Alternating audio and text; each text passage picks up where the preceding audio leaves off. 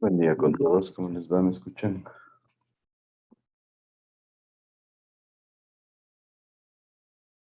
Buenos días, Inge.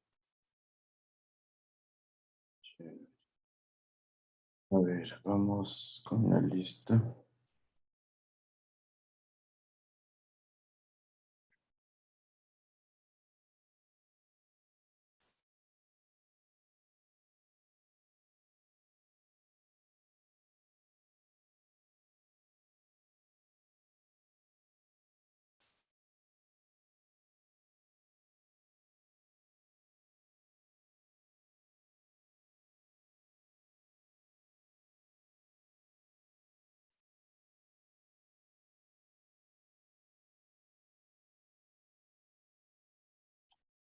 Está Estefanía Aguirre.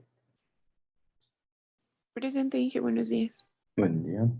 Len Albuja. Presente, Inge, buenos días. Buen día. Alan Andrango. Presente, Inge, buen día. Buen día. David Báez.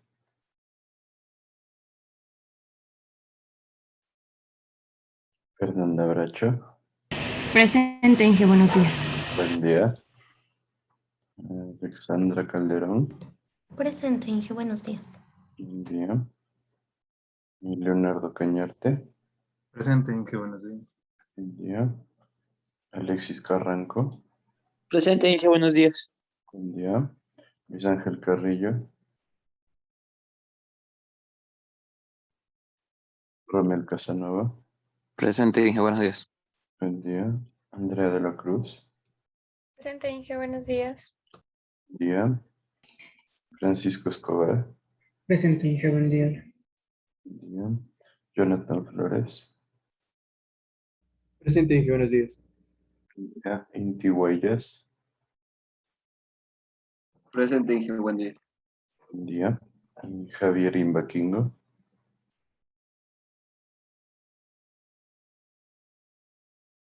Carlos Medina. Presente, Inge. Elia Montero. Presente, Inge, buenos días. Buen día. Freddy Oñate. Presente, Inge, buenos días. Buen día. Y Alexis Orbe. Presente, Inge, buenos días. Buen día. Camila Orellana. Presente, Inge, buenos días. Buen día. Israel Ramos. Buen día, Inge, presente. Buen día. Brian Rea. Presente, Inge, buen día. Buen día. Vanessa Sabaniego.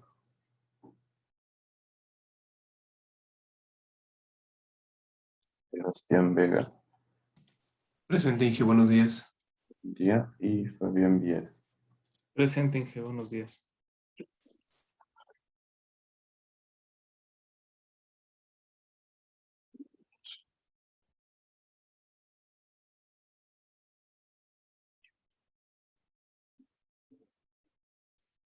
Tendrá en cuenta las faltas porque a veces ya las subimos directamente al sistema y no tengo idea ni cuántas tienen, pero veo un par de personas que tienen 2 y 3 faltas.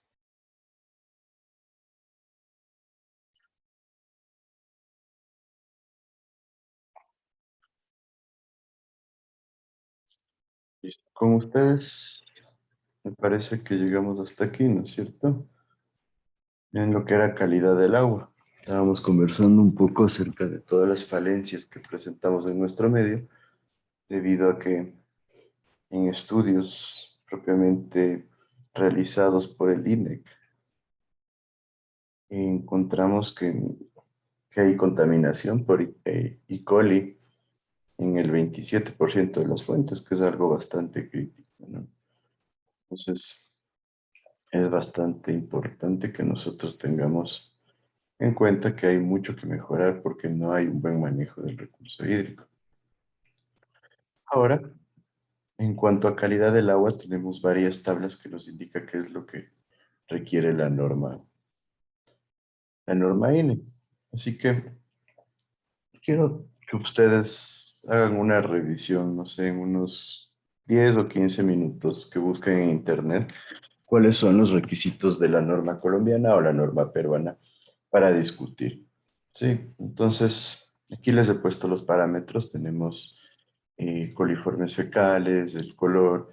Aquí hay varios situaciones o varios elementos adicionales que son a considerar, como por ejemplo la presencia de arsénico, de bario, cadmio, cianuro, inclusive se permite una concentración muy bajita.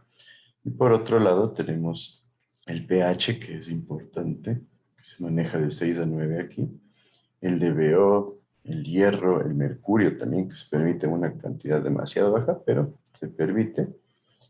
Y tenemos otros parámetros que se miden acá, como tenemos aquí en esta tabla, donde están los compuestos que afectan a la potabilidad, como lo pone la norma del Código Ecuatoriano de la Construcción, compuestos peligrosos para la salud, la cantidad de bacterias o calidad bacteriológica y los compuestos tóxicos indeseables. Entonces, quiero que rápidamente, en la manera grupal que hemos definido, nosotros busquemos en Internet qué nos dice la norma colombiana, la norma peruana, para poder comparar estas tablas de la norma nacional, ¿sí?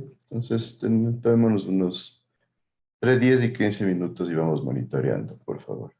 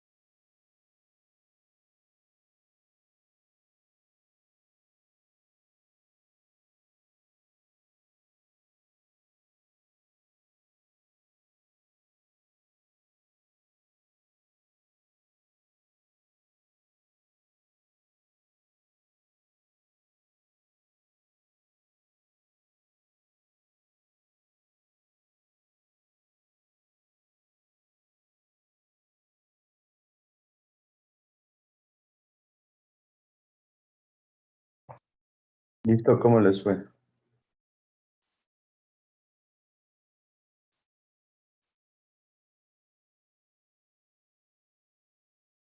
¿Me siguen? Sí. ¿Cómo les fue? A ver qué encontré.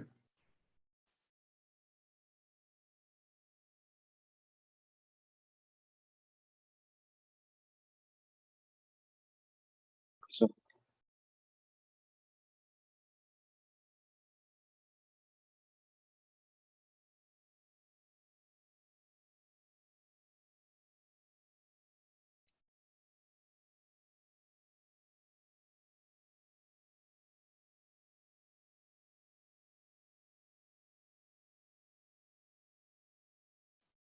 A ver, ¿qué me dicen? A ver, Sebastián Vega, ¿qué dices tú? Ya, Inge. A ver. Encontré un documento de Colombia ¿Ya? y nos está diciendo que primero las características físicas que tiene que tener el agua es que el color aparente es de 15. La turbiedad, el valor máximo aceptable es de 2. Y características químicas, el color residual de 0,3 a 2. El pH de 6,5 a 9. Ya, ¿y qué Carbono. nos dice? ¿Pero qué nos dice eso respecto al ecuatoriano? ¿Qué piensas? Por ejemplo, hablaste del pH. El pH aquí nos da de 6 a 9. O sea, está igual. No, de 6,5 tiene un Una rango. ligera variación, ¿no? Ujú. Ajá, perfecto.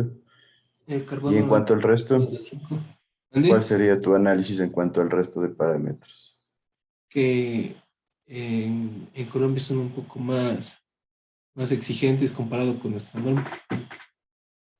Perfecto, ya. Colores más pequeños. Deben ser un poco más exigentes, perfecto. ¿Qué encontraste tú, Israel Viera? O sea, encontré unos archivos de Perú y también de Colombia. ¿Y qué encontraste? Cuenta. En el de Perú encontré que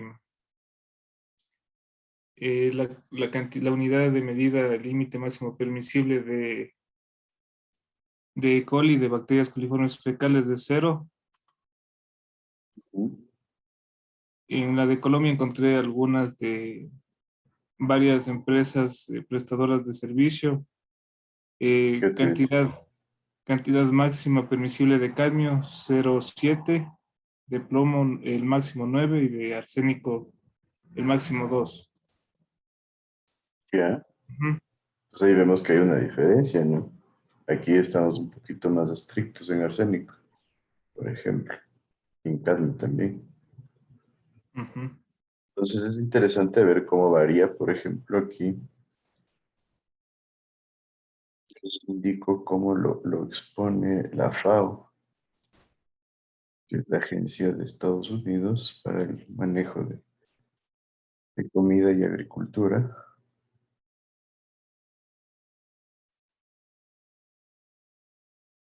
Y si lo ven, ellos hablan de diferentes valores en cuanto a distintas clases de agua. Pues, ¿qué se requiere de acuerdo a la clase? Donde cuando la clase A es la que se utilizaría para lo que es consumo humano e industrial. Entonces, por ejemplo, miren, el DBO5 se maneja en 2 miligramos por cada litro. Hasta el pH le dan un rango más pequeño, entre 6,5 y 8,5, para lo que es eh, agua que podría tener un consumo podría tener un destino para consumo humano, por ejemplo. Y tenemos una separación total, miren, tenemos arsénico, un porcentaje de 0,05 y cadmio 0,005. Entonces vemos que el arsénico, en nuestro caso, estaba un poquito más bajo lo que se permite, ¿no? Nosotros poníamos 0,1. Claro, está a la mitad de lo que nosotros permitimos para arsénico. Nuestro es 0,1, el de la norma de la FAO es 0,05. El cadmio, el nuestro era 0.02, aquí tenemos 4 veces menos, ¿no? Por ejemplo. El cianuro sí está similar. Como vemos, la organización de las tablas de la FAO son mucho mejor realizadas, mucho mejor llevadas, ¿no? Porque nos divide de acuerdo a la subclase, hablando de que algunas son para agua y que nos servirá para actividades de expansión y entretenimiento, otra es para aguas costeras, como vemos aquí. Entonces, es bastante interesante cómo ellos lo exponen.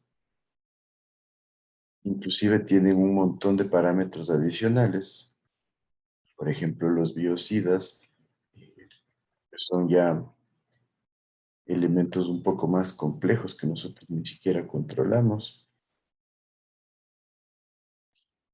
Entonces, como ven, los requisitos que se debe cumplir en Estados Unidos, que obviamente siempre va a ser un referente, son mucho más altos que normalmente en el resto de países.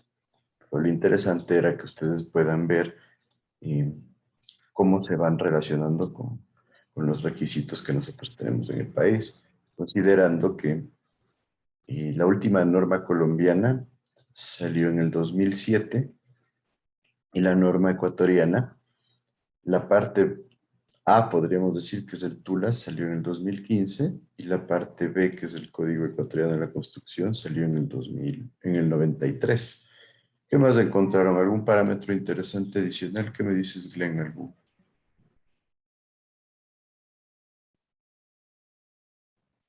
O sea, yo estaba leyendo de la Estrategia Nacional de la Calidad del Agua, pero ¿Qué no sabía. encontraste?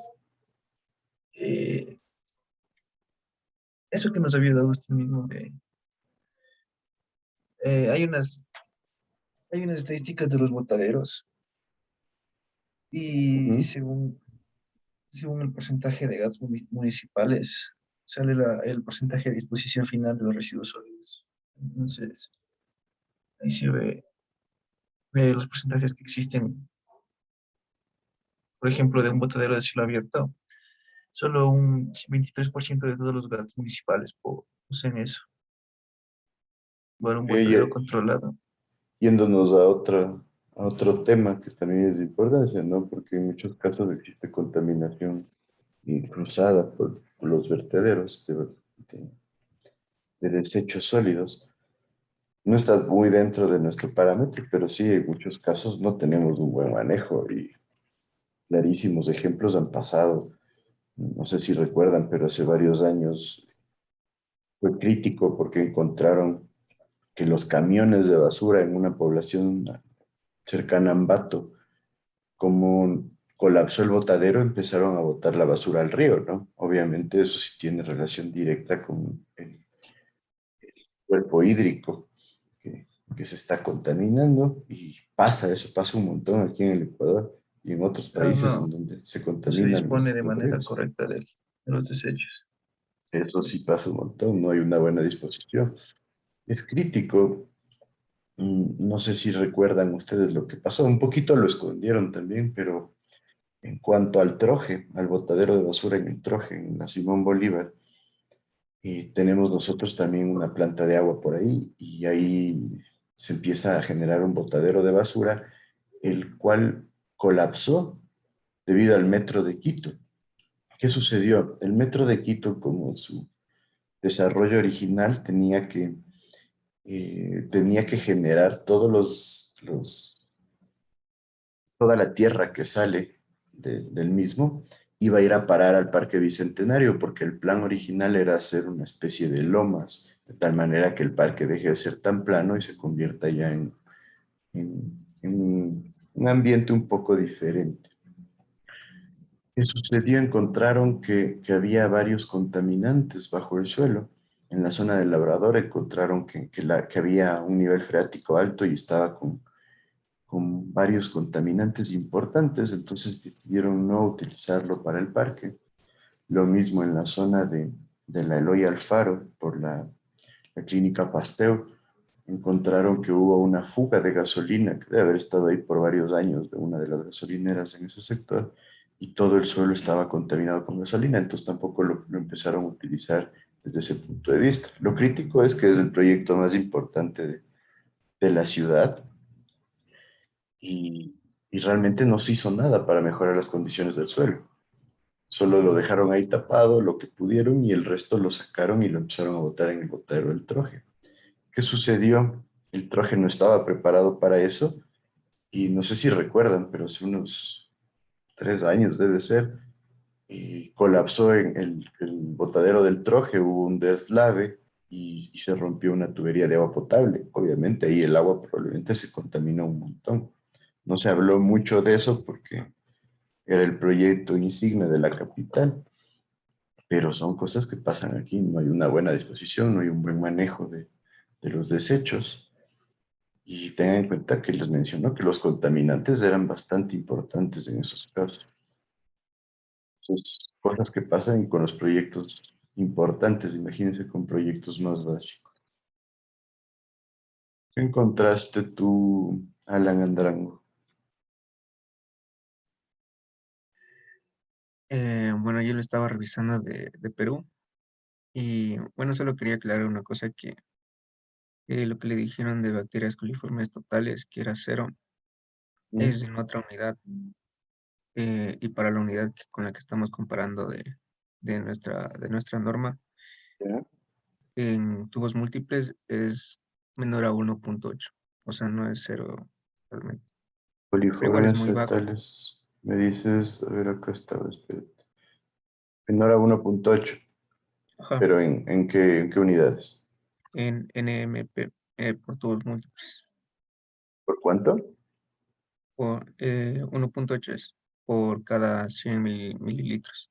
Ya es 1.8, no es cero. Ya probablemente porque cero debería ser para ya el agua potabilizada, ¿no? Ajá. Y también encontré que tienen otros parámetros químicos inorgánicos y orgánicos ¿Mm? y tienen una amplia variedad como plomo, uranio, cloro y Ya, algunos perfecto. componentes químicos. Ajá, Eso es y tienen un límite importante. máximo. Ya, perfecto. Entonces sí vemos, es lo que quería un poco que vean que sí varían las normas. En algunos casos nuestra norma podría estar bastante bien, en otros podría estar un poquito leve. Por ejemplo, los coliformes fecales de 1000 cada 100 mililitros es bastante, ¿no? Porque son un contaminante muy peligroso, que yo diría es el principal causante de las enfermedades de origen hídrico. Entonces, es bastante crítico.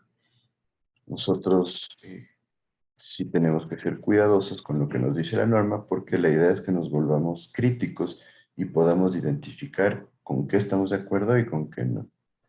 Es como ven, y por ejemplo, hay la turbiedad, que nos permiten 100 unidades nefelométricas de turbiedad.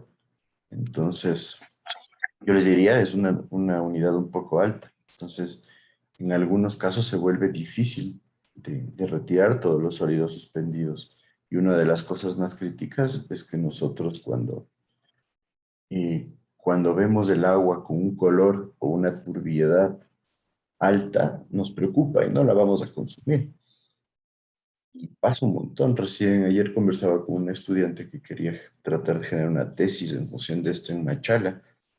Y realmente el comentario es que en Machala no hay confianza acerca del agua, porque inclusive a veces el agua llega con un color eh, un poco similar al del óxido.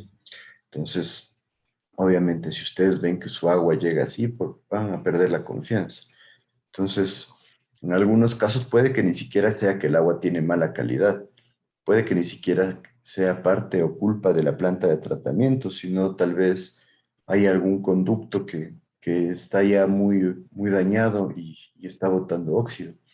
Inclusive en algunos casos ni siquiera podría ser un problema potencial para la salud, pero generar desconfianza en la gente ya vuelve a estas características una limitante total. Entonces eso es lo que hay que tener súper en cuenta. Entonces esto es lo que nos dice en cambio la norma ecuatoriana de la construcción en función de la fuente. Entonces miren, aquí estamos hablando de miligramos por litros. Nos dice, por ejemplo, el hierro nos pone un límite de 50 miligramos por litro, mientras que acá nos habla de hierro total y nos da un valor de 1 miligramo por litro. Entonces, ¿qué piensan ustedes de eso?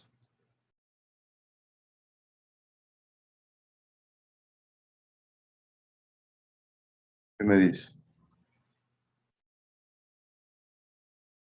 ¿Qué me dices, Rommel Casanova? Que, o sea, los porcentajes, eso es lo máximo que se puede aceptar para que no exista daños o prejuicios en cuanto al agua, ¿no? Por ejemplo, no sé, cada norma tiene su forma de medir el nivel de riesgo, ¿no? Ya, pero ¿con cuál te regirías tú? Por un lado, el TULAS te dice hierro total, 1 miligramo por litro. Te dice, por ejemplo, cobre, 2 miligramos por litro, y te vas después al Código Ecuatoriano de la Construcción y te dice hierro, 50 miligramos por litro, cobre, 1,5 miligramos por litro. ¿Qué crees? Mm, o sea,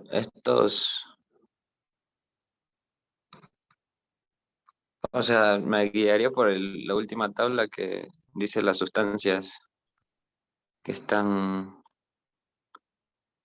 o sea, esa es lo máximo que puede aceptar y esto está en miligramos por litros, el otro, El otro está igualito en miligramos por litro.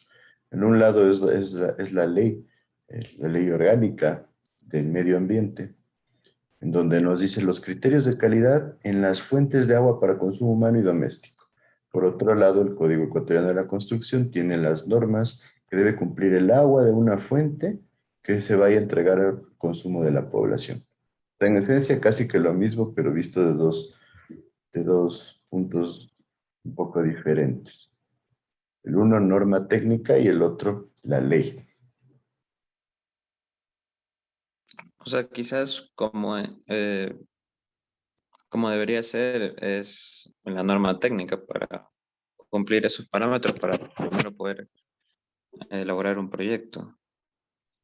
Pero digamos que de repente entonces tú seleccionas una fuente que tiene 30 miligramos por litro de hierro y de repente viene alguien y te dice, ¿cómo puedes seleccionar esta norma si es que el TULAS, la ley, te dice que solo debería ser 1 miligramo por litro de hierro?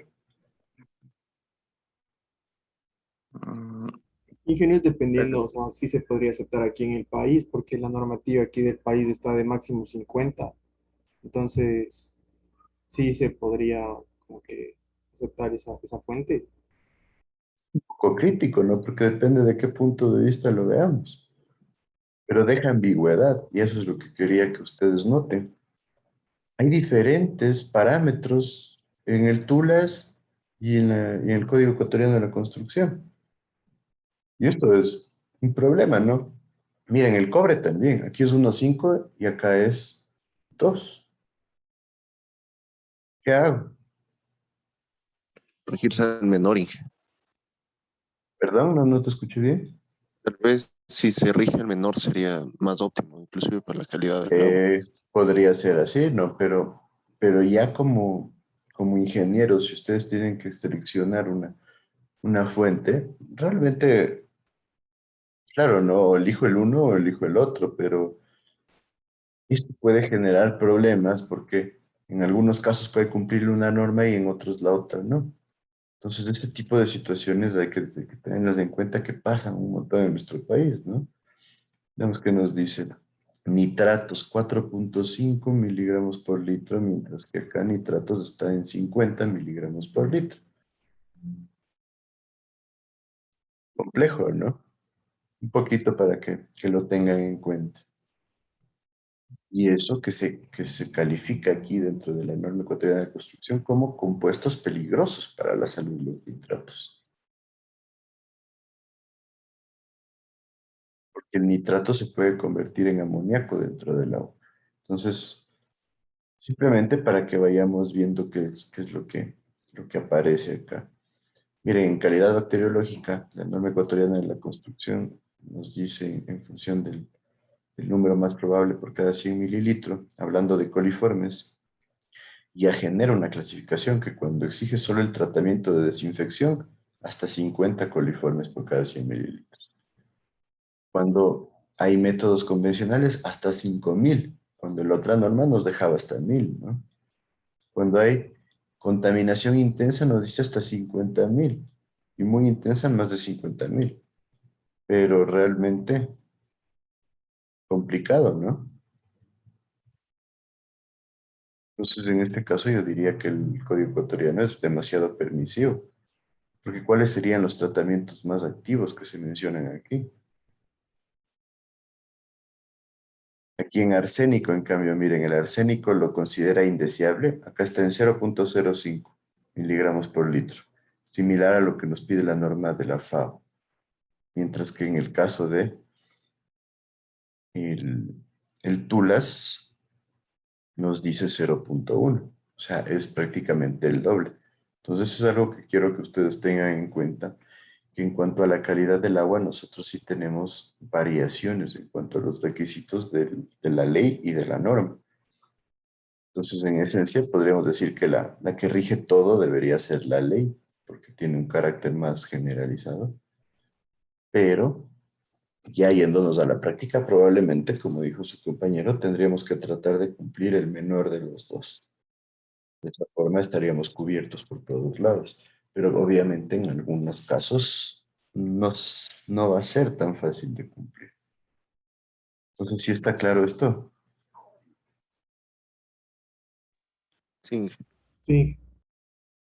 Entonces tenemos bastantes datos importantes a considerar en cuanto a lo que es la calidad del agua y realmente en algunos nosotros tenemos una permisividad crítica. Acá los coliformes fecales, que se hable de tratamientos más activos hasta 50.000 números más probables, es terrible. Además de que casi nunca vamos a manejar tratamientos solo de desinfección. Entonces, esto puede volverse crítico. Yo diría que en función de esto es que tenemos tantas enfermedades de origen hídrico dentro de nuestro medio. Igual acá, miren, el DBO tiene 6 miligramos por litro, el DBO5, mientras que acá nos está dando menor a 2 miligramos por litro. Entonces, bastante ambiguo, bastante complejo, ¿no? Entonces es importante que nosotros manejemos bien los criterios de calidad del agua.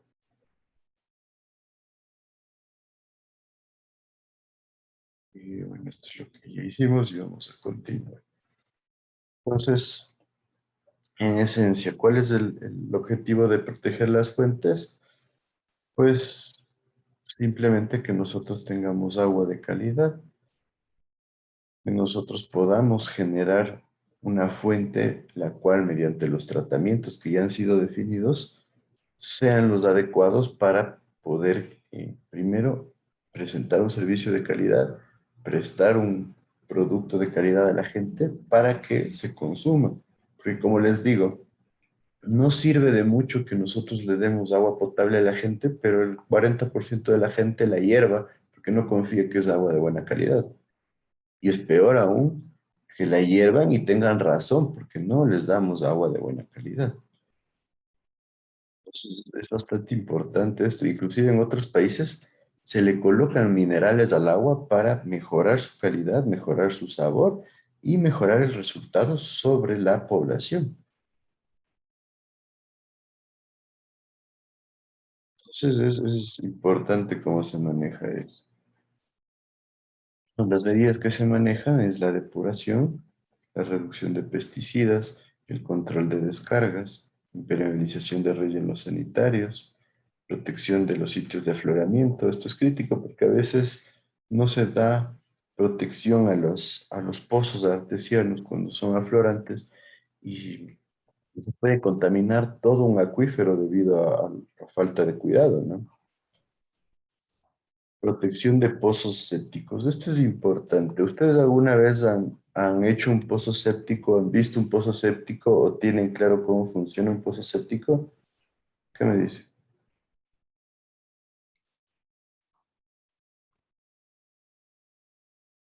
No.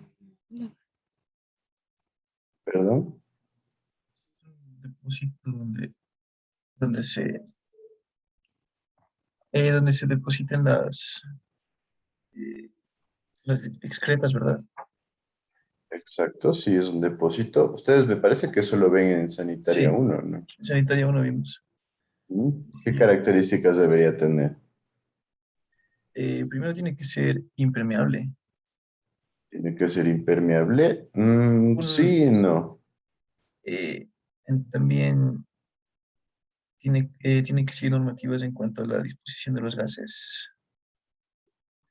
Tiene que disponerse los gases. Bueno, no disponerse, pero No, no, tiene que sí, presentarse un conducto por donde puedan salir los gases, ¿no?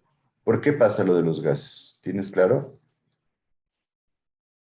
para que no exista contaminación en las fuentes de agua o a la misma No gente que tanto, vive ahí.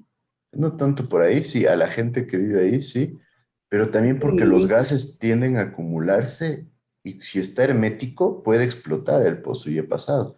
Y eso pasa también en los pozos a cielo abierto para desechos sólidos, o sea, en los botaderos de basura. En muchos casos, si no se colocan ventilas para que salgan los gases, han explotado debido a que se forma gas metano. Y el gas metano es un gas bastante peligroso. Inclusive a la gente cuando trabaja en los botaderos de basura, en muchos casos les ha matado por la falta de control. ¿Alguien me decía algo más?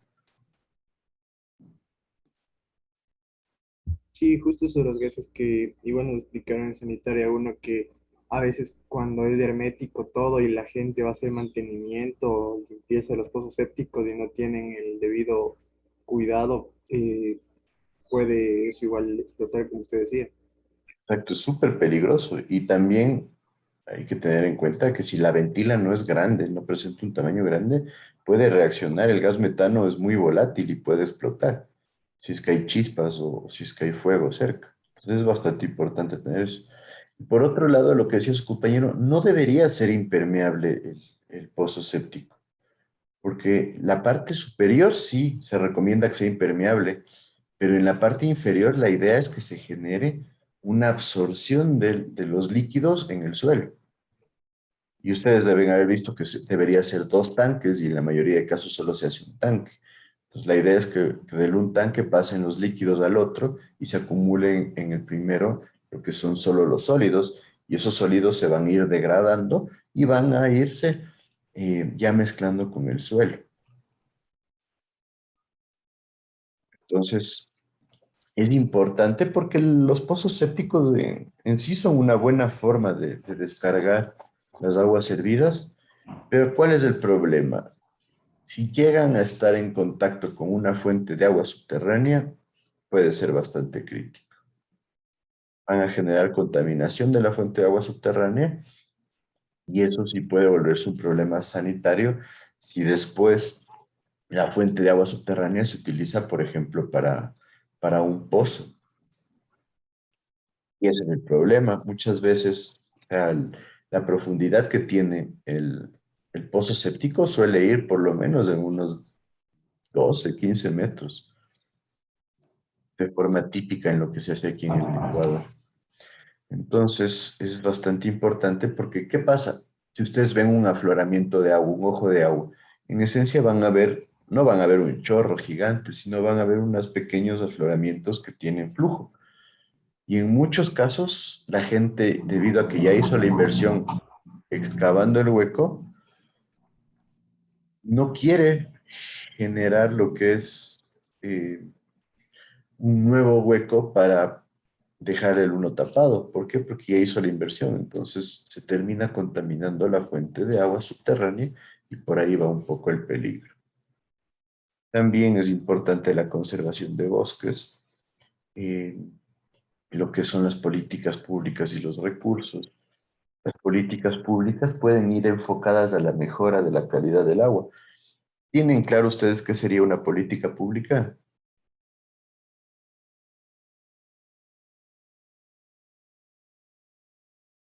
¿Qué dice?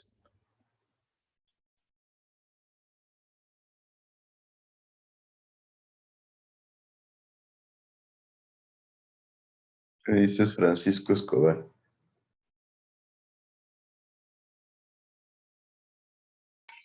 Sería como un documento que deberíamos cumplir todas las personas porque es público el recurso de aguas. Sí, por ahí.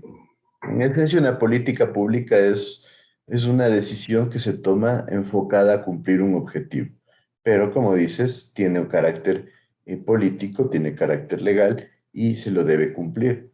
Pero es un enfoque más. Entonces, por ejemplo, una política pública interesante en varios países es que el el agua servida siempre se va a tratar. Entonces, como es política pública, se genera inversión enfocado a que siempre se trate el agua servida. Y después, en muchos casos, se habla del reciclaje de agua. Entonces, una política pública en varios países es por lo menos el 15% del agua que se obtiene en una fuente va a ser agua tratada que ya fue utilizada para el uso humano. Entonces va por ahí. Por ejemplo, en otros casos nos dicen como política pública, si ustedes se van a construir una vivienda, pues esa vivienda tiene que tener un sistema de tratamiento de aguas grises para que sean reutilizadas en los inodoros, por ejemplo. En Australia ustedes no pueden construir una vivienda si no cumple Energy Ratings de 5 estrellas. Pues para cumplir Energy Ratings de 5 estrellas, ustedes tienen que tener una fuente de energía eléctrica, por ejemplo, una fuente no contaminante de energía eléctrica. Entonces, en muchos casos se colocan paneles o tejas, que son paneles solares, de tal manera que mediante una batería se reduce el consumo de energía eléctrica de la red nacional. También se obliga a que haya una reutilización de aguas grises, por ejemplo. Y de esta manera nosotros fomentamos que la gente ya tenga un enfoque durante sus actividades diarias para reducir el consumo de agua y el consumo de energía. Entonces, hay muchas políticas públicas que pueden ser bastante interesantes. Y lo mismo, las tendencias mundiales, ¿no? Las tendencias se generan en función de a veces moda y a veces desarrollos tecnológicos. Entonces, por ejemplo, yo les decía, si es que se llega a volver una tendencia que se generen plantas de tratamiento a baja escala para poblaciones pequeñitas, que podrían ser grupos pequeños de viviendas, podría reducir el costo de la tecnología porque se las podría empezar a fabricar en masa. Y si se reduce el costo de la tecnología, puede ser aplicable a mayor escala. El ejemplo más claro de esto son los paneles solares. Hace 20 años los paneles solares eran carísimos, pero debido a al uso masivo que se empezó a generar a nivel mundial, pues los costos bajaron a un décimo de lo que costaban. Entonces, esto generó que los paneles sean mucho más asequibles y en muchos casos la gente ya pueda utilizarlos libremente a un costo bastante adecuado.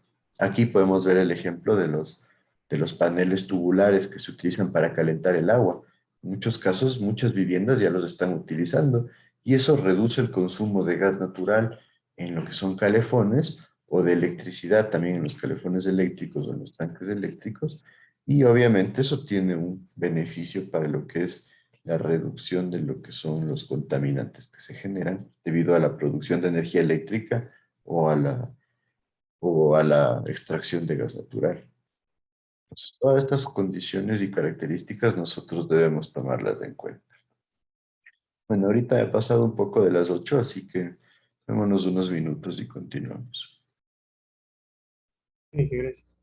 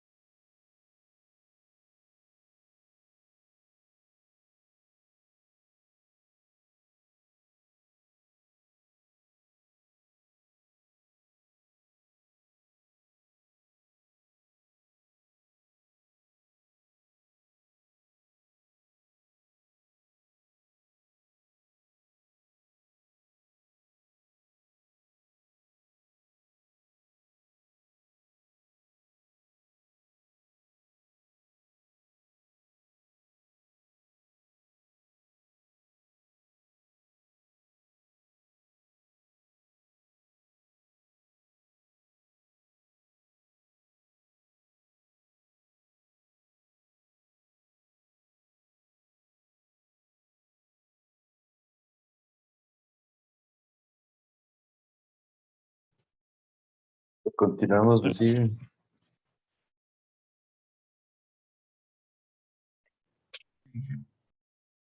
Sí. Listo, entonces vamos viendo la ley orgánica que nos dice en función de la protección de fuentes superficiales. Vimos que realmente no es que nosotros tengamos demasiados avances en lo que es protección. Lo que pasó en Quito hace algunos días fue un ejemplo clarísimo, ¿no es cierto? Nos habla acerca de la conservación del agua.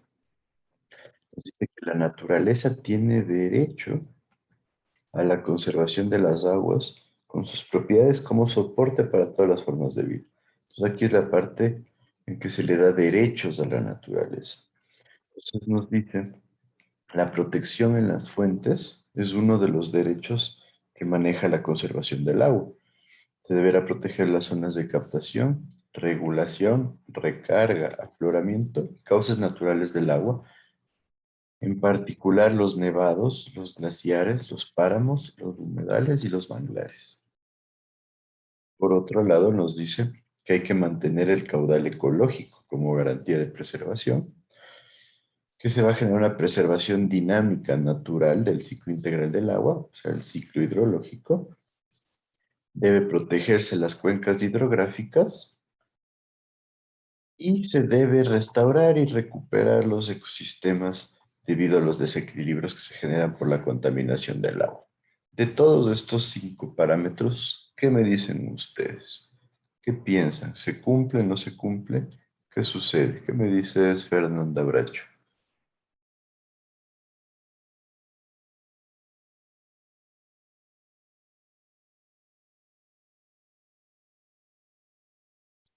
Fernanda,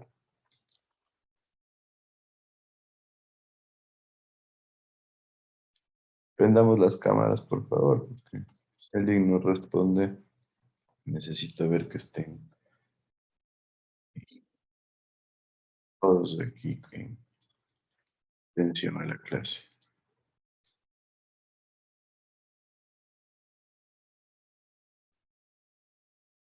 Tengan en cuenta que si alguien igual no me responde, tendría que hacer como una falta.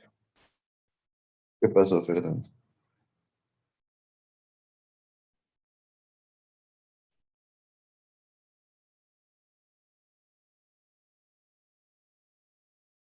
¿Sí se me escucha? Sí. Sí se le escucha, Ingrid. No tengo respuesta. Creo A que sí le ver, está hablando, pero no vale el Vale, micrófono. no vale su micrófono. Porque creo que sí le está hablando. ¿qué pasó entonces?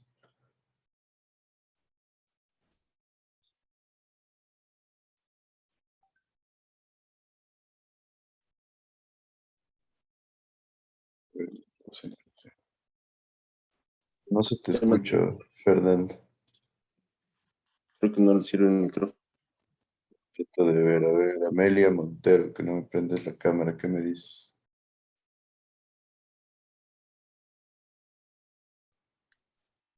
Pues, o sea, que es de bastante importancia esto, Inge, porque se ve afectada en varios aspectos, según yo. ¿Ya? A ver, hablemos punto por punto. ¿Crees que se genera la protección de las fuentes? Hablando de el enfoque de conservación del agua. Ah, creo que pequeñas situaciones o partes, más bien. ¿Cómo qué? Explica. No sé, o sea, por ejemplo, con pequeñas actividades, pero no en la gran magnitud que en sí conlleva la conservación del agua. Según yo. Pero, ¿qué crees que se hace? A ver, ¿cuáles serían las actividades que se están haciendo para generar conservación? Bueno, desde lo más pequeño que sería la concientización, ya. Y también es como que, además, ayer estaba consultando y Ujú. justo algo de la protección de aguas aquí en Ecuador y había como un plan para proteger las cuencas hidrográficas porque eran como recursos hídricos también. Ajá, ya. Ya, esa era una. También hablaba sobre como los reciclar también ayudaba porque algunos desechos van al agua, entonces también era como la conservación, o por ejemplo, eh, hablaba algo de los lagos también, como de preservarlos en base a bueno, eso era como dirigido más a contaminación, o de aguas lluvias también, como darle un doble uso. Entonces, Ya, perfecto. ¿Y cuáles serían las fallas en cuanto a la protección de las fuentes? bueno, creo que en parte es lo que no todas las personas saben esto. También que los planes no han tenido como que gran apoyo o gran éxito conforme se han ido desarrollando porque han tenido como que supongo pequeños errores que supongo que es como que vuelven a replantearlo y así. Y también el consumo es excesivo y el poco control. Ya, el consumo es excesivo, bueno, desde un punto de vista. Por otro, tenemos bastante agua, entonces no estamos, o no es fácil que llegaríamos nosotros a tener un déficit de cantidad de agua. Pero podríamos decir que la parte más crítica en cuanto a protección de las fuentes es la falta de tratamiento de aguas servidas, diría yo, porque eso genera una contaminación directa que va o termina en todas las fuentes que después son utilizadas como una forma de abastecimiento de agua potable. Entonces, por ahí va la parte más crítica, me parece a mí. De ahí sí existen varios planes, varios proyectos interesantes para lo que es proteger las fuentes, donde algunos se han ido desarrollando bien. Por ejemplo, los planes de áreas de conservación natural en el país han sido bien manejados y eso nos ayuda a proteger las fuentes donde origina el agua en muchos casos. Entonces, sí hay cosas buenas y sí hay cosas malas que hay que irlas tratando. ¿Qué me dicen respecto a esta segunda parte, al caudal ecológico? Ya deberíamos todos tener claro qué es el caudal ecológico. ¿Qué me dices, Freddy Oñate? El caudal ecológico creo que era el caudal ideal ¿Ideal en qué sentido? y ideal en la zona, o sea, ideal para lo que se tenga dicho caudal. O sea, digamos, si para una cierta población se necesita un caudal mínimo, pues el ideal sería ese mínimo. No va por ahí. Más bien el concepto del caudal ecológico va de la mano con una forma de asegurarnos que el río mantenga un caudal mínimo para poder cumplir sus funciones dentro del ciclo hidrológico. Sus funciones serían la depuración, por ejemplo, que sea capaz de depurar todos los contaminantes que les llegan. Por otro lado, mantener la fauna y la flora dentro del mismo. También que tenga una cantidad suficiente de agua para que se pueda generar la migración de los peces, por ejemplo. Y de tal manera que el río no se seque. Entonces, por ahí va el caudal ecológico. La normativa en el Ecuador lo define como el 10% del promedio, del caudal promedio diario anual. ¿Qué significa? Que yo debería sacar el caudal promedio de todos los días del año y el 10% corresponderá al caudal ecológico. Y ese caudal ecológico yo no lo puedo topar. El caudal ecológico tiene que quedarse siempre en el río. ¿Quién es el encargado de asegurarse cuáles son los caudales máximos que podemos tomar de un río? Pues para nosotros era Senagua y ahora sería el Ministerio del Ambiente.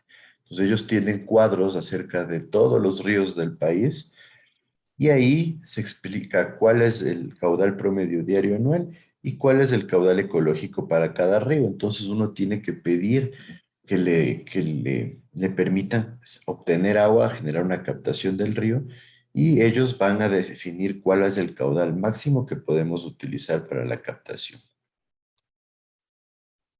Ahí nos habla acerca del ciclo hidrológico. En esencia, sería mantener lo que son todos los componentes, ya sea infiltración, ya sea evaporación, lo que es el flujo de agua superficial, flujo subterráneo. Entonces se vuelve un poquito complejo definir si realmente se está cumpliendo este parámetro. De ahí la protección de las cuencas sí existe un plan de protección de las cuencas, pero realmente yo creo que en muchos casos es una situación que presenta bastantes falencias, porque hay cuencas en donde no se toma ningún tipo de acción para evitar que se produzca contaminación. Inclusive en muchos casos hay cuencas que sufren bastantes derrumbos, que sufren alteraciones en su topografía y eso genera también contaminación del agua, ¿no? Porque terminan todos los componentes que estaban ya sea en el suelo o en muchos casos tenemos basura que termina en las cuencas y termina contaminando los cuerpos hídricos. Entonces también hay mucho trabajo que hacer ahí. Y después nos habla de la restauración y recuperación de ecosistemas debido a desequilibrios que se producen por la contaminación del agua y erosión del suelo. En cuanto a esto, realmente yo les diría, estamos muy abajo, muy mal, porque realmente tenemos mucho por hacer. La contaminación de las aguas es crítica. Ustedes deben haber escuchado acerca del plan de descontaminación del río Machángara. El río Machángara es uno de los más contaminados del país y hasta ahora no se hace nada, ¿no? No se pone una piedra cerca de este plan de descontaminación. Entonces, bastante crítico que nosotros tengamos este tipo de situaciones en la capital del país. Entonces, el control no es bueno y no se está cumpliendo lo que nos dice la ley. Después nos habla acerca de la restricción de fuentes subterráneas. Nos dice qué sucede con la restauración y recuperación del agua. La restauración va a ser independiente de la obligación del Estado y las personas naturales jurídicas de indemnizar a los individuos colectivos afectados por la contaminación de aguas o que dependan de ecosistemas alterados. En esencia, el que genere la contaminación tiene que indemnizar a los afectados. Hasta ahora yo no he escuchado un caso en donde se generen este tipo de indemnizaciones. Y nos dice que esta indemnización tiene que ser invertida en la recuperación de la naturaleza y el daño ecológico causado. Si es que el Estado es el que causa el daño, se concretará con obras. Realmente, y tenemos muy poco trabajo hecho en cuanto a esto. No hay realmente obras de mitigación de los problemas que se generan. Ya les he mencionado algunos casos, ¿no? Por ejemplo, en el metro de Quito sí se generó contaminación de fuentes hídricas y no se ha hecho nada. Inclusive hay gasolineras que ya se ha comprobado que han hecho contaminaciones importantes y todavía no ha habido ningún tipo de remediación. Entonces estamos bastante mal en ese caso. Después, pasando a otro tema, en cuanto a la demanda de agua, nosotros vamos a partir de cuáles son las bases de diseño que nosotros vamos a manejar para los sistemas de abastecimiento. Entonces, ya vimos cuáles son las fuentes, qué sucede en nuestro país, qué nos dice la ley. Ahora tenemos que ver qué necesitamos hacer para poder generar un diseño. Entonces, como bases, nosotros vamos a definir que los recursos hídricos, cuando son utilizados para el consumo humano, van a tener prioridad. Entonces, en esencia, todo lo que es consumo humano tiene prioridad dentro de lo que es manejo de recursos hídricos. Se va a buscar la preservación y utilización de varios tipos de recursos hídricos, de manera que no generemos un desabastecimiento, podríamos llamarlo, o una sobreexplotación dentro de ciertos tipos de recursos. También aquí estamos fallando un poco, como les digo, nuestra tendencia es a colapsar lo que es la captación de un recurso y cuando ya está en un estado crítico, buscamos una segunda opción o una tercera opción. En esencia, lo que está pasando en Quito, nosotros estamos ya llegando a un punto crítico en lo que es la obtención de recurso hídrico de la zona de las fuentes que vienen de Napo, de Papayacta, del Parque Nacional Cayambe-Coca, Y ahora estamos en el plan de buscar nuevas fuentes que serían en la parte nororiental. Y se busca la cooperación y coordinación con los distintos organismos que son usuarios del agua. Entonces, se trata de que siempre haya un entendimiento entre todas las partes involucradas, de tal manera que se pueda manejar de manera eficiente el recurso hídrico. Eso en muchos casos sí lo estamos manejando bien. Hay, por ejemplo, una coordinación que yo creo que Senagua la estaba manejando bastante bien. Habría que ver ahora qué sucede con el manejo del Ministerio del Ambiente. Nos dice cuando se consideran expansiones en planes regionales y nacionales de desarrollo, cuando hablamos específicamente de expansión urbanística administrativa o industrial, se debe tratar de conjugar todo lo que estamos haciendo con el servicio que va a requerir el proyecto. Entonces, esto también es importante porque, por ejemplo, nosotros aquí en Quito, ¿qué sucedió? Generamos el parque industrial en el sur de Quito, pero yo no estoy seguro si es que realmente todos los servicios que requeriría un parque industrial de esa magnitud se los puede abastecer con las características actuales. Yo he visto bastantes problemas en esa zona y uno ve que para la zona donde estaba el anterior parque industrial en el sur de Quito, ahorita tenemos realmente una zona en medio de todo el crecimiento urbanístico y todavía hay ciertas empresas que trabajan ahí, por ejemplo, Confiteca es un referente en la avenida Maldonado. Hay un consumo importante de agua por las industrias y en muchos casos hay quejas de que no tienen el abastecimiento que ellos requieren. Entonces esto genera una limitación en lo que es la expansión de las zonas urbanísticas y industriales dentro de las ciudades. Entonces tiene que ir de la mano el abastecimiento de servicios, especialmente el servicio de agua potable, con la proyección de crecimiento urbanístico e industrial. Y ahí sí tenemos bastantes problemas y como yo les mencionaba, habría que ver qué sucede con lo que es el servicio de agua potable y alcantarillado para la zona que está creciendo en altura de la ciudad, en el centro norte. Eventualmente podríamos llegar a un punto en que ya los sistemas no sean suficientes para abastecerlas y ahí ya estaríamos hablando de un punto crítico en donde nos tocaría generar o un sistema paralelo o un incremento en el tamaño del sistema que tenemos nosotros actualmente. Nos dicen, como base, siempre base técnica, se recomienda la planificación y diseño simultáneo de todos los sistemas de agua potable y alcantarillado. ¿Por qué creen que nos piden esto como un punto importante? ¿Qué me dice?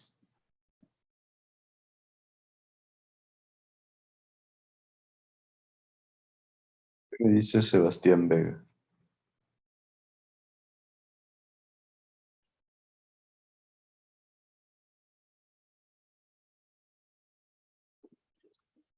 Sebastián.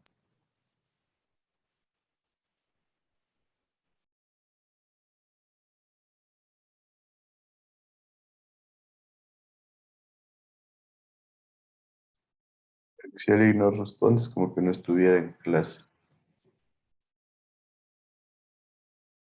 ¿Qué me dices, Esteban Flores? Eh, de lo de planificar los sistemas de agua potable y alcantarillado, yo pienso que sí se debería hacer simultáneamente porque en ciertos casos a veces lo del alcantarillado por cuestiones de las tuberías de agua potable no podría dar la pendiente adecuada, podrían existir fugas, podrían transponerse alcantarillado arriba, agua potable abajo y tal vez al momento de existir fugas en el alcantarillado se ve afectada la red de agua potable y ese tipo de cosas. Entonces sí debería haber una planificación en conjunto con las dos sistemas. Sí, por ahí, por un lado. Ya vamos a ver luego, pero siempre tienen que estar separados los dos sistemas. Por lo que mismo habla Esteban, no puede haber una contaminación cruzada. Esto es importantísimo. Especialmente que si tenemos una fuga en el tubo de agua potable y tenemos una fuga en el conducto de alcantarillado, y se pueda contaminar el agua potable sería crítico. Entonces el tubo de agua potable siempre tiene que estar más arriba que el alcantarillado y normalmente le colocamos en uno de los lados de la vía, de tal manera que se encuentre separado. La idea es por lo menos 1,50 m del alcantarillado y en altura por lo menos 30 centímetros y en la práctica se busca que la separación sea mayor. Normalmente tenemos separaciones mayores a los 2 metros en horizontal y al 1,50 m en vertical. Entonces, va por ahí que nosotros analicemos por dónde van los sistemas y que en los cruces no se pueda convertir un, un posible problema o no se pueda generar un posible problema, porque en los cruces sí tenemos a veces una cercanía entre los dos sistemas. Entonces, la idea es que vayan de la mano, que sirvan de la mano y lo óptimo es que se construyan de la mano porque de esa manera se puede aprovechar lo que son las excavaciones, la maquinaria y lo que es el desarrollo del proyecto. Ahora aquí en Ecuador realmente a veces falla esto bastante. En muchos casos se construye primero el agua potable y el alcantarillado después. A veces hasta se asfalta antes de poner el alcantarillado. Entonces, las descoordinaciones en esos casos generan costos importantes para la ciudad. Entonces, ¿cuáles son los propósitos de una población para utilizar agua? Beber y cocinar se mantiene como el propósito principal y es el que tiene prioridad ante el resto. Después existe el lavado de ropa y utensilios, sistemas de calefacción y acondicionamiento de aire, riego, ornato como fuentes o cascadas, fines industriales o comerciales, y para eliminar los desechos industriales y domésticos, ¿no? Mediante lo que es el sistema de alcantarillado. Y en otros casos, la protección de la vida y la propiedad en lo que son sistemas contra incendios principalmente. Entonces, nosotros hablamos de un sistema de abastecimiento como el conjunto de todas las obras que van a suministrar el agua, tanto en cantidad suficiente como calidad adecuada, teniendo en cuenta una presión necesaria y una forma de abastecimiento continuo. Ahora, ¿cuánto creen ustedes que nosotros consumimos en promedio, hablando para todo este tipo de actividades dentro de nuestro país? ¿Cuánta agua consumen ustedes? Era de que diario consumía una persona unos de 300 o 350 litros por habitante por día. Un poquito alto. 225 litros. 225 podría ser un número un poco más acertado. La norma ecuatoriana de la construcción nos dice que para un clima como el de Quito, nuestro consumo debería ser de alrededor de 160 litros por habitante por día.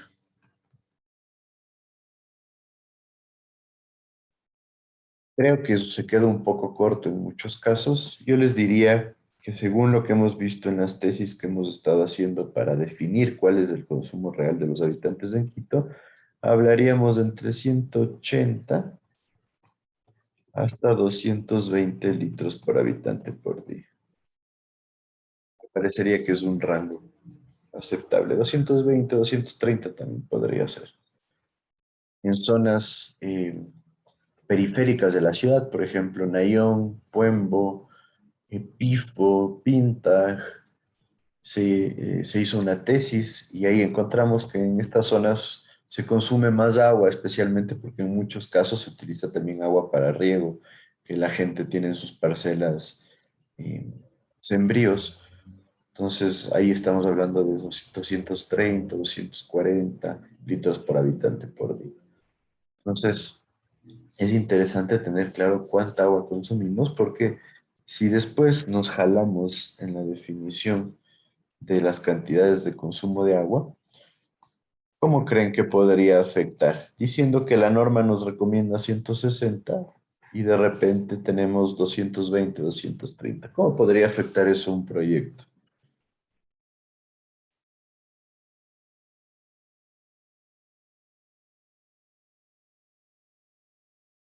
Me dices Andrea de la Cruz. Que teníamos un estimado, o sea, muy bajo y luego no vamos a abastecernos. ¿Cómo? ¿Cómo no vamos a abastecerlos? O sea, nos dijo que teníamos 160, lo que nos dice en la norma, pero en realidad se usa 180 o 200, así. Exacto. ¿Qué va a pasar? Tú diseñaste tu proyecto, dijiste sí. Bueno, mi proyecto va a durar durante 30 años, voy a tener 10.000 habitantes y la demanda va a ser de 160 litros por habitante por día como consumo futuro. De repente, no son 160, sino son 230. ¿Qué va a pasar? No me va a abastecer. ¿Cuándo no me abastecer? ¿Al principio crees que no nos abastece? No, yo creo que después de un tiempo, porque todo lo que se tenía esperado para los 30 no me va a alcanzar en los 30 años. Exacto. El periodo de diseño se va para abajo. Es capaz que a los 20 años ya colapsa mi sistema y necesito mejorar. Y van a decirte, sí, estás diseñando para 30 años y a los 20 ya no me abastece. Entonces, ¿cuál es el problema? Un mal análisis de lo que es consumo de agua potable. ¿Sí está claro esto? Entonces, por ahí va la necesidad de hacer un buen análisis para nosotros poder abastecer y generar diseños que cumplan con los requisitos que nosotros tenemos por parte del cliente, ¿no? Que en este caso podría ser un GAT municipal o una empresa de agua. Ahora, entonces, en función del periodo de diseño, nosotros vamos a decir que es el tiempo en el cual se considera que el sistema va a funcionar de forma eficiente cumpliendo todos los parámetros respecto a los cuales se diseñó el determinado sistema. O sea, que se cumple a cabalidad todos los parámetros que nosotros tenemos considerados aquí. Y en esencia, podemos decir el tiempo en el que el sistema sea 100% eficiente. Ojo, no significa que cuando se acabó el periodo de diseño ya el sistema no funciona para nada, ¿no? Ahí entran dos factores importantísimos. Cómo se ha generado el mantenimiento y cómo se ha producido el desarrollo de la población a la que nosotros vamos a abastecer. Entonces, nos dice que los sistemas de abastecimiento de agua potable deben garantizar la rentabilidad de todas las obras durante el periodo de diseño. O sea, se debe hacer un análisis de que se cumplan los objetivos de todas las obras dentro del periodo de diseño. Las obras de fácil ampliación deben tener periodos de diseño más cortos, esto debido al factor económico. Si una obra se puede ampliar fácilmente, pues no necesitamos hacerla tan grande, mientras que si hay obras de gran tamaño o de difícil ampliación, nosotros les damos periodos de diseño más largos. Ya vamos a ver cuáles son los periodos de diseño que recomienda el Código Ecuatoriano de la Construcción. Nos dice que la recomendación es no proyectar obras definitivas con periodos de diseño menores a 15 años. Es bastante coherente, 15 años es muy poco como para una inversión importante. Y de ahí el periodo de diseño de obras de emergencia va a tomar en cuenta la duración de la emergencia y el lapso en el que la obra va a entrar en operación, hablando ya de la obra definitiva.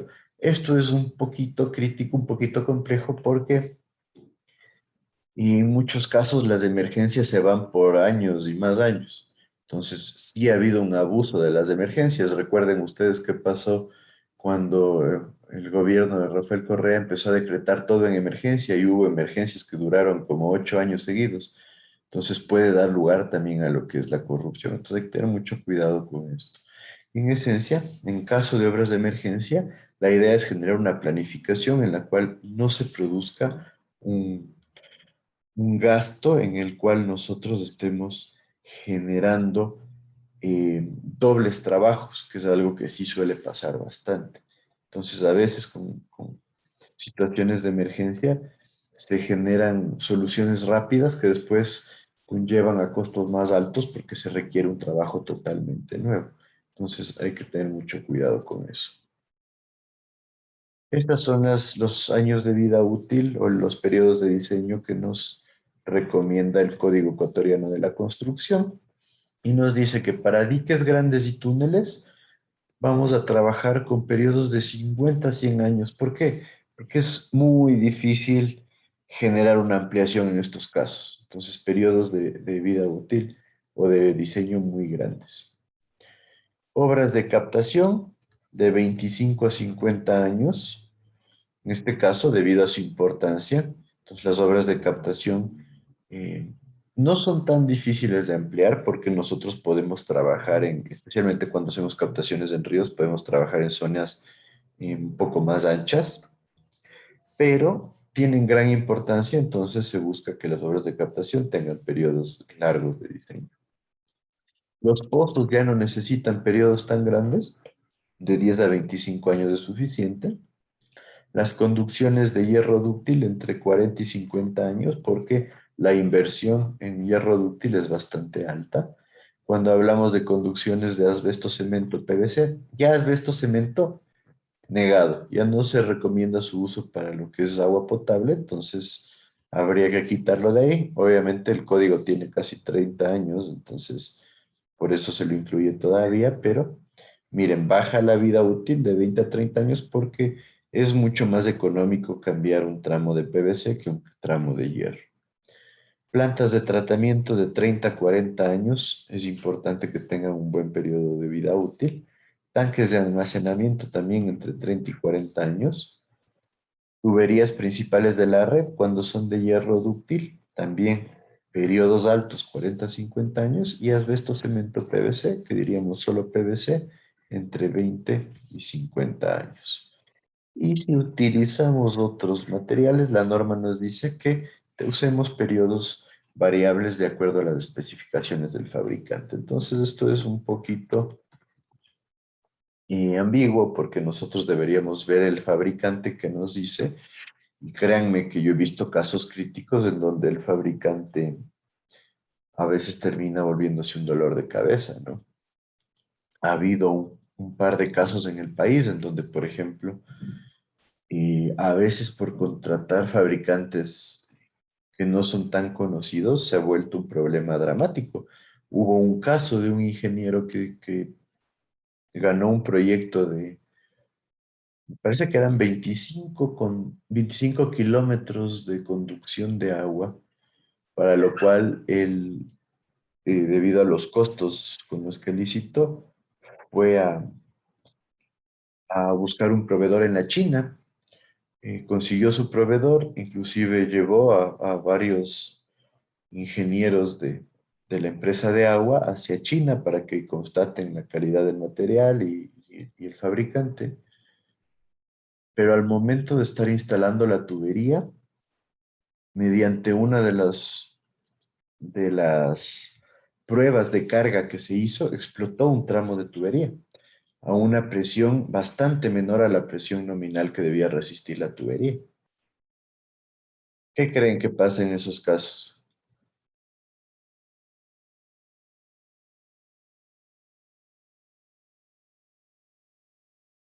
¿Qué me dicen? Están instalando ustedes un sistema de distribución de agua y explota una de las tuberías a una presión mucho menor de la requerida. ¿Qué me dices, Carlos Medina? ¿Qué crees que pasaría? O sea, la culpa en sí sería del fabricante, pero aquí la culpa recaería sobre mí, como estoy dirigiendo el proyecto. Exacto. ¿Y qué puede hacer la empresa de agua o el municipio? Ahí toda la culpa me echan a mí y yo sería el responsable de minimizar los daños. Exacto, pero el problema es que una cosa es arreglar un tramo de tubería y después genera la duda de qué pasa con el resto. A este ingeniero que les mencionó le obligaron a cambiar toda la tubería y se fue a la quiebra. Son cosas súper críticas. Nosotros tenemos que tener un buen manejo del control de calidad porque son cosas bastante críticas. Inclusive a una empresa grande del Ecuador le pasó algo similar en una central hidroeléctrica, una central estatal, le contrataron para conectar o para proveer de una tubería y se les explotó también un tramo de tubería. Esta empresa tiene un peso bastante fuerte en el país y logró convencerles de que no le hagan cambiar toda la tubería, porque son costos demasiado altos. Pero es algo que puede pasar, es algo que ha pasado y es algo con lo que nosotros tenemos que tener mucho cuidado. Entonces, hay situaciones muy críticas y créanme que pasan más seguido de lo que nos imaginamos.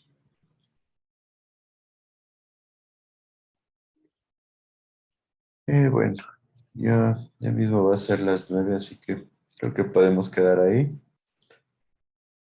Hemos avanzado una cantidad importante. Para la siguiente semana les voy a mandar un trabajito, entonces yo me de comunicar con ustedes, de tal manera que podamos ya avanzar con lo que es el primer bimestre. ¿Hasta aquí alguien tiene alguna duda?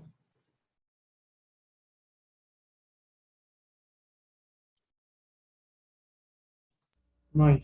Ángel, disculpe, hay un trabajo por hoy, ¿verdad? No, les dije que no lo tengan en cuenta, que estaba ahí tratando de cambiar todavía todo lo que es del aula virtual. Entonces yo les he de avisar para que ustedes tengan todo claro. Inge, disculpe, Ajá. yo entré un poquito después eh, y no alcancé a decir lo de la lista. ¿Lo podría poner en lista, por favor?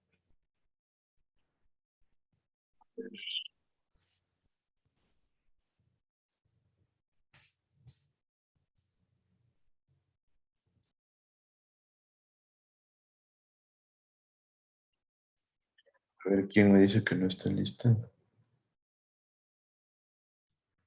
Luis Ángel Carrillo Juez. Yo también, Inge, por favor. ¿Y yo? ¿Quién más? Samaniego, Vanessa. Gracias, Inge, hasta luego. Listo, ahí estamos. Bueno, entonces un buen fin de Gracias, semana Inge. y ya nos estamos viendo.